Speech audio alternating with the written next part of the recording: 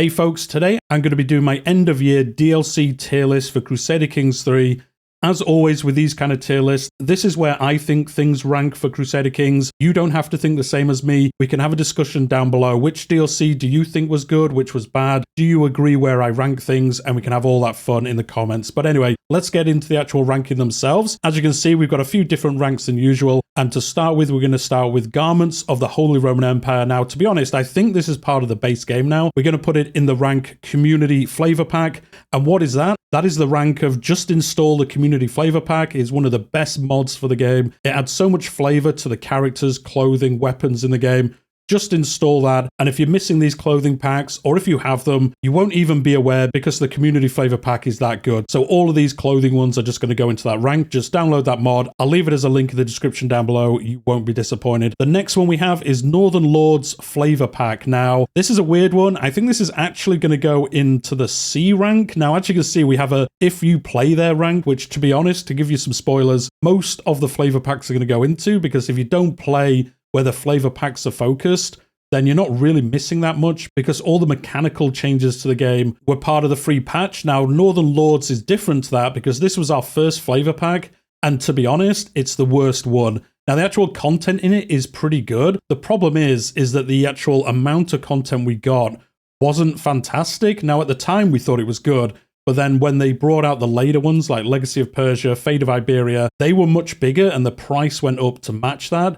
And then they increased the price of Northern Lords to match it, but you get way less content in Northern Lords. So for that reason alone, it is going into the C rank. This is basically pick it up if it goes on sale, or if you really want the content from this.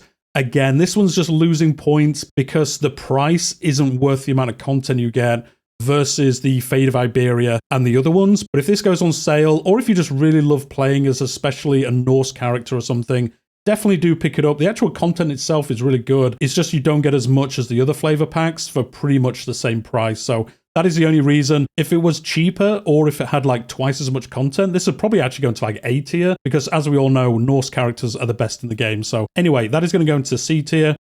The next one is the Royal Court, the first major expansion we got. This is a weird one. I probably put it in C tier as well, maybe. Like, to be honest, I actually enjoy some stuff from this. I actually like the artifact system and some other things, but actually holding the Royal Court itself just gets real monotonous. Now, they did improve this recently. They've actually redone a bunch of the events that you get in your court when you hold court, so they aren't as detrimental to your realm, which most of them were for whatever reason when this came out. A lot of them are a lot more useful and actually rewarding to you, but I still think like you can manage without having this DLC, to be honest. It's okay. I'd definitely pick it up on sale, but I wouldn't pay full price for it, I don't think. The next one is Couture of the Capes, which is just a clothing pack. So again, just get the Community Flavor Pack instead. The same for Fashion of the Abbasid Court. Next, we've got Legacy of Persia, the Flavor Pack. This is going in if you play their rank. If you're going to play in Persia, definitely buy this. If you're even interested in playing in Persia, definitely buy this. It brought an updated version of the struggle system, which came in some DLC we haven't talked about yet. But overall, I think if you don't play in Persia, it's not really required. The free patch that came along with this brought a bunch of changes. I think this is where we got the clan rework, which was awesome. So, you know, overall, this DLC was good. But if you don't play in Persia, it's probably not worth picking up, to be honest.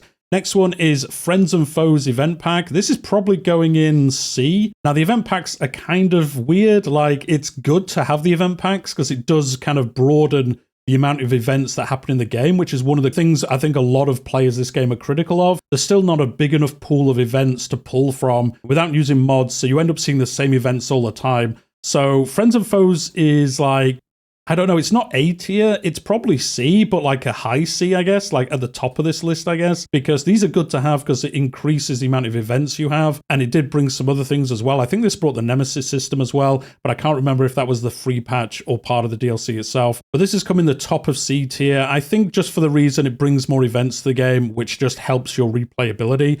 Next, we've got Tours and Tournaments, guys. Where is this going? Can you all guess? It's going in S tier. It's literally going in must buy. I'd pay full price for this. To be honest, by now, you can get it on sale quite often. If you have the money for it, just get it. If you can get it on sale, 100% buy it. Tours and Tournaments, I wouldn't say it was like a 2.0 relaunch of the game, but the ability to move around the map as your character, the actual tours and tournaments themselves are just a fantastic addition to the game. A lot of the things that came in Chapter 3, and even more so in Chapter 4, I would think, are based around the mechanical improvements this brought. This is awesome. Definitely buy this if you can. I don't think that's a hot take. Everyone will say that probably who's played it. The next one, well, this is going to be the spicy one. I think this goes in S tier as well. Legends of the Dead, just a fantastic bit of DLC for the game. No, don't worry, guys. I'm not putting it in S tier. This is probably going to go in, I don't know, wherever I put this, people are going to be mad. I'm probably going to put it, I almost could do with a rank all of its own, just Legends of the Dead tier, I guess. Probably top of C tier. I don't know. I think it probably goes here. I'm not too sure. You'll have to let me know what you think. This is going to be the spiciest one in the comments. I think the Legends of the Dead DLC isn't as bad as people say it is, but I can see why people complain about it. For me, it'd probably be like a B tier if I actually had that in the list, which I don't. You know, that makes total sense. But anyway, the actual improvements this brought, I really like the disease system. I actually quite like the legend system. As I discussed in a video recently, I think it's a little bit too expensive to do the things in the legend system. And I think the problem most people have is that they wanted something like the bloodline system from CK2, and Legends isn't that, and I don't know. It's probably top of C tier. Again, you don't need to buy this. You do get the diseases and things in the base game. You just get the Legend system and the Black Death flavor content in the actual DLC itself. So yeah, probably C tier. Yeah, I'm going to leave it there for now. You can let me know how angry you are in the comments down below. I don't think it's as bad as people make out, but also it's not like must-have DLC. Pick it up at a sale if you can. The next one is Wards and Wardens. This is just going to go into C tier, I guess. It's just an event pack again, adds events to the game, adds some other minor things as well. Definitely not worth picking up for full price, I don't think, unless you just want more events, as we've been discussing already. The next one is Fate of Iberia. Yeah, this is probably going to go if you play there. Like, obviously, I think most people thought it was going to go here, and it definitely is, but it is one step behind Legacy of Persia. As we said earlier, Legacy of Persia really refined a bunch of the things from Fate of Iberia. The struggle system is a little bit quicker, it's a little less annoying. You feel like you have at least a little bit of influence on it now. And the other content you got as this is actually really interesting. If you play in Iberia, it's great. If you don't play in Iberia, it's really not that much to do outside of the stuff that was in the free patch anyway, so you don't need the DLC for it. So this is going to go into, I guess, the bottom of if you play there tier. Next one is Elegance of the Empire. That's going into just get the community flavor pack. Next, we've got Roads to Power. Now, where's this going to go, guys? All the way to the top. These two must have DLC for the game if you can afford it. Roads to Power, we don't need to cover it too much as it only just came out really, but it's just a fantastic addition to the game. The amount of content we got for this as well, somebody left a comment on the channel yesterday saying Roads to Power feels like you got unlanded gameplay and then the Byzantine Empire flavor pack like stapled onto it for free. And it does kind of feel like that, to be honest. Like, if you're playing the Byzantine Empire, it's great. If you want to play unlanded gameplay, which is amazing, if you've never played it, or you don't even know why you would want to play that kind of gameplay, Roads to Power is just amazing. Like, unlanded gameplay is so fun to do. I see people say it gets a bit repetitive, but you know what? So does just map painting in the game. And I think unlanded gameplay is just a cool way to spice up your campaigns, give up your lands, go somewhere else in the game, build another empire, leave that one, go somewhere else, do the same again, or, you know, just become a Swords for Hire mercenary group and just travel the map and fight people's wars. But overall, this is definitely S tier. Is it as good as Tours and Tournaments? I don't think it is. Like, I don't know. They're pretty much the same rank, but I think Tours and Tournaments was such a step up for the game. And then Roads to Power built on it, I think. So just because of that reason, I think Tours and Tournaments is probably the best DLC. And Roads to Power is very close behind it, or even with it. Definitely worth picking up if you haven't already. Next, we've got North African Attire. This was actually a content creator like clothing pack, so that's going in community flavor pack. Just download that mod and not get it for free. Obviously, you won't have these exact clothings, but you won't notice the difference, I'll be honest. The last bit of DLC we got is Wandering Nobles. This just came out, and to be honest, this one's going to go in... we don't have anything in A tier, actually, which is kind of funny to see, but I don't think Wandering Nobles is going to go there either. Although maybe for the price, I think it's actually pretty good what you get. The complete new lifestyle tree is actually really fun. Do you know what? This is actually going to go to A tier. There we go. We've got our only A tier content. This is going to make people mad in the comments, but I think Wandering Nobles is great. Now, this is an event pack, so you might be thinking, why is it not down there with the other event packs? And as I said, it's because the lifestyle tree is really good. It actually brought in some new activities that are really fun, really interesting to do, way cheaper than doing like grand tours or weddings. They're pretty cheap to do, and they're actually interesting as well. Traveling the map, going to monuments, going along the border of your country, getting some vassal acceptance, all those kind of things. I think for the price, this is easily the best event pack, and for that reason alone, it's going to go into A tier. And like I've said, I think the lifestyle tree is really fun as well. A different way to play the game. You have to go out and actually do things to get those rewards.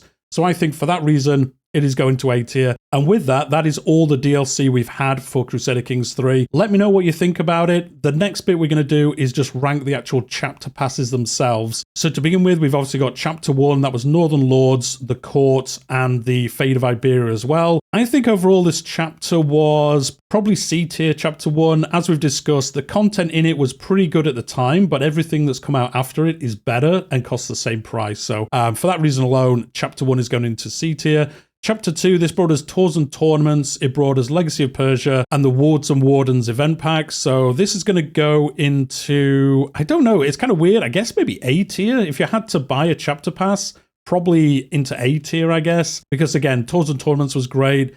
Legacy of Persia is good, and if you bought the chapter pass, you probably went and played there. And then the Wards and Wardens pack, well, that just added extra content as well. And then Chapter 3, this is going into S tier. I think this is the best chapter we've had. I just did a video reviewing this chapter pass, so probably not a great surprise to you if you watch that video.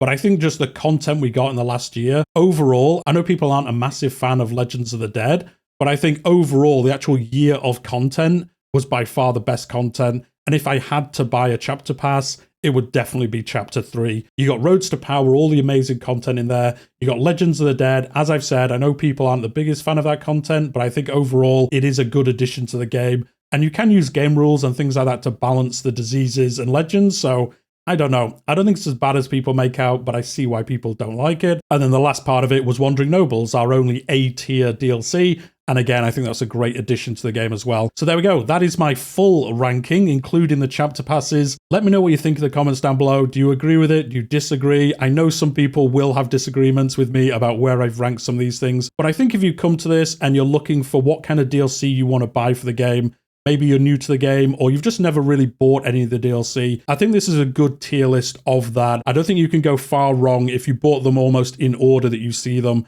I think you'll enjoy your time. And as always, just wait for a sale if you're unsure. There's a sale going on at the moment with quite a bit of discount, especially off the Chapter 1 and Chapter 2 DLC. And to be honest, I don't think there's any like bad DLC. Again, we could talk about Legends of the Dead all we want in the comments, but I don't think there's any DLC that you buy and you'll hate it for the money you've spent on it. I think pretty much everything is worth buying. It's just how much you want to spend on it. But with that, that is going to be my ranking again for this year. The next video I'm going to be doing on the channel is what I think is going to come next year in Chapter 4. And we all know it's going to be Merchant Republics. But anyway, watch that video. Let me know what you think in that one as well, what you want to come next year, and we'll see what happens in 2025. But we'll leave it there for today. As I said, hit that like button, subscribe if you're new here. I cover a lot of Crusader Kings. I do live stream campaigns, discussion videos, dev diary coverage, and I do the same for EU5 as well. But we'll leave it there, and I'll see you in the next one.